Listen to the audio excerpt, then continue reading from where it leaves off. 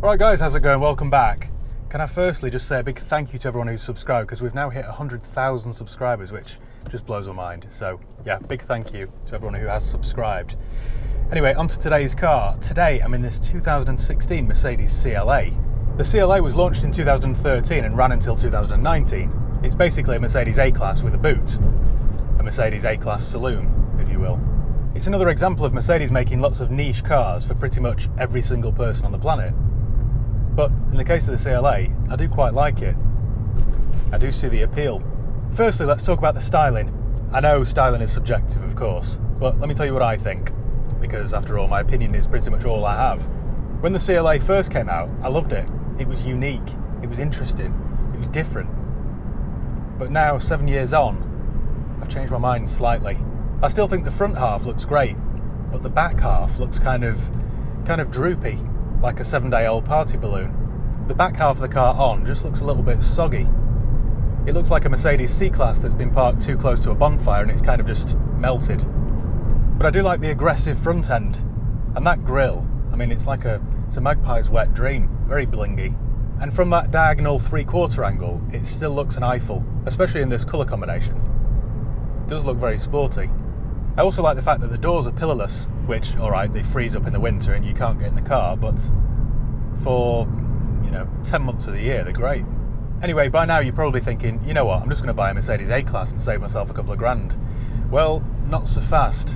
As we all know, the Mercedes A-Class on which this car is based is bought only by PTs, MUAs, and those dodgy young fellas who like to do a bit of gardening in their attic, if you know what I mean. So if you're an honest, law-abiding citizen, that pretty much rules out the A-Class. The CLA, on the other hand, looks a bit more distinguished and elegant, and it will make the driver look a bit more professional. You might think I'm talking absolute tripe here, but let me just tell you a little story. A few weeks ago I filmed with a new shape A-Class, a 2013 or 14, and on the way back after I'd filmed, I got pulled over randomly by the Derbyshire Police Force. And it just made me think, I've done over 150 videos now. I normally go on the same routes, on the same roads, at the same time of the day, and I've never, not once, been stopped by the police, randomly. I mean, on a daily basis, I drive a blacked out Range Rover, and I've never been stopped by the police.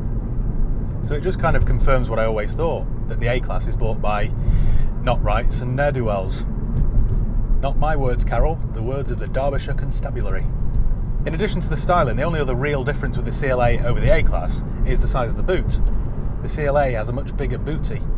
It offers 470 litres of space, and quite handily the rear seats will fold flat. So at a push you could carry a grandfather clock or a didgeridoo. Apart from that, it is pretty much the same as the A-Class. You get almost the same engine choices as well. Apart from, which is a bit weird, you don't get the 1.5 turbo diesel option. Instead, there were two other turbo diesels on offer, a 1.8 litre turbo diesel or a 2.1 litre turbo diesel, which is featured under the bonnet of this one. And I think it first appeared in Tutankhamun's carriage. It is ancient, but quite reliable. I don't know quite how Mercedes have done this, but they've managed to get the emissions down on this 2.1 litre engine. So the road tax that you pay for a manual version like this is only 20 quid a year, which also makes it ULEZ friendly. If you don't like the idea of a diesel, there were a couple of petrols on offer too. There was a 1.6 litre naturally aspirated petrol, which is a little bit slow, or a 2 litre turbocharged petrol, which puts out about 210 horsepower, which is the one to go for in my opinion. That 2 litre turbo has 90 horsepower more than the little 1.6, so it just makes more sense, and there isn't a great deal of difference in fuel economy.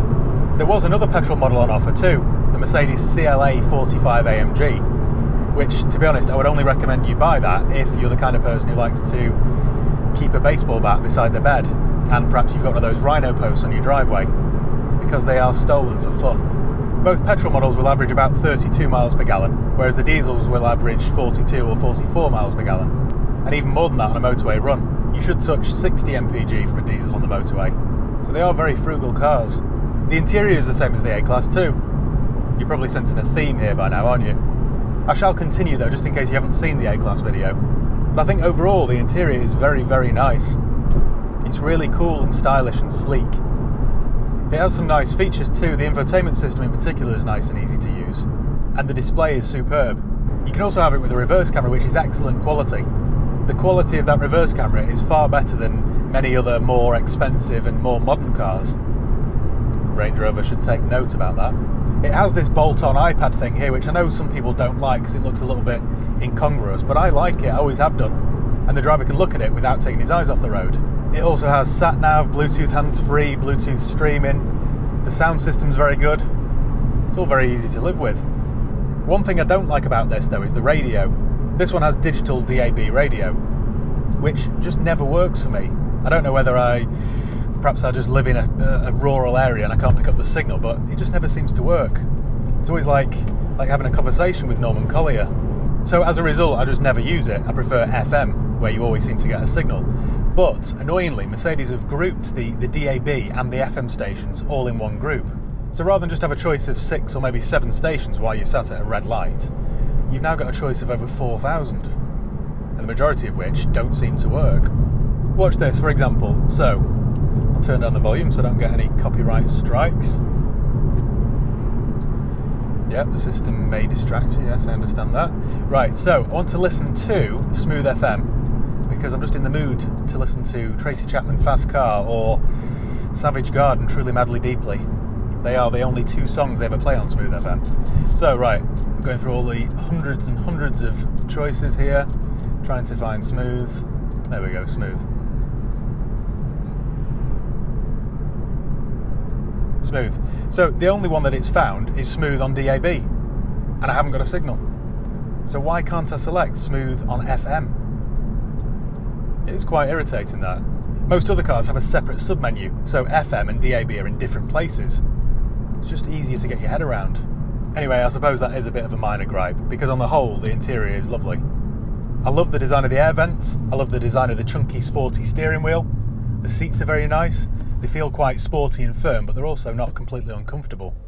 In terms of what it's like to drive, it's all very pleasant and adequate. It's a bit like driving an Audi A4 or a VW Passat.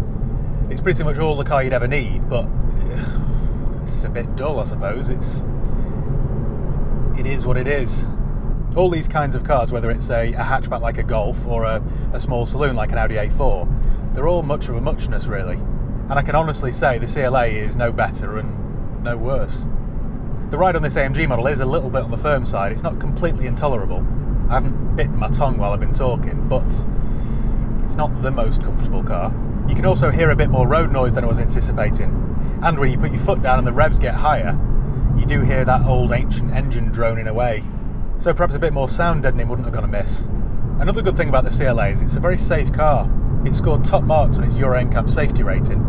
It also has a system called Collision Prevention Assist, which, using sensors and radars, will prevent an accident happening, or at least try its best to. So what that system does is it gets the brakes ready when it senses a pending accident, which is quite clever and reassuring. Interior space is pretty good. I've got plenty of space up front. It is similar to the A-Class. There's room in the back for 3 people. Alright, it's better if those people are slim and slight, but still, you can get 3 people back there. Because of the sloping roof back there, headroom is a little bit limited, but it's fine for children or teenagers, I suppose. So onto reliability. Now, reliability shouldn't be a concern. All of the engines are tried and tested. They're all chain driven, so there are no timing belts to snap. If you service them, you really shouldn't have anything that gives you any huge bills. If you go for an automatic, they use a dual clutch automatic gearbox, which they're just not durable. Anything with a dual clutch gearbox, if you don't service them every 50 or 60,000 miles, won't do 100,000 miles. So if you're thinking of buying an automatic, make sure it's been serviced and continue to service it, and you should be alright. I would recommend that you go for an AMG spec model like this for 2 reasons. A, they just look a whole lot better, and B, they hold the money better. Prices here in the UK for CLAs at time of filming start at around £8,000. That will get you an early, slightly ropey, slightly higher mileage example. For an AMG spec model, you'll have to spend about 10. For one like this, a 2016 with 68,000 miles on the clock, this one's just sold actually for £14,000, just to give you an idea of values. So there you go, the Mercedes CLA. Apart from the slightly soggy rear end, I do quite like them. It's very cheap to run, the road tax is low, the fuel economy is excellent, and it still feels like an upmarket premium product. You get plenty of nice extras which make it a little bit easier to live with, and quite distinctive styling. So thank you once again for watching. Make sure you give the video a thumbs up if you enjoyed it. Make sure you subscribe if you haven't done already. You You can follow me on Facebook, Instagram, Twitter. I'm about to go through a huge puddle. There we go. Yeah, Instagram, Twitter, follow me if you want. What else? What else can I tell you about? Oh, make sure, if you haven't, check out my online course. Now, I've made nearly 100 videos which explain how to get into the motor trade or how to expand your small used car business.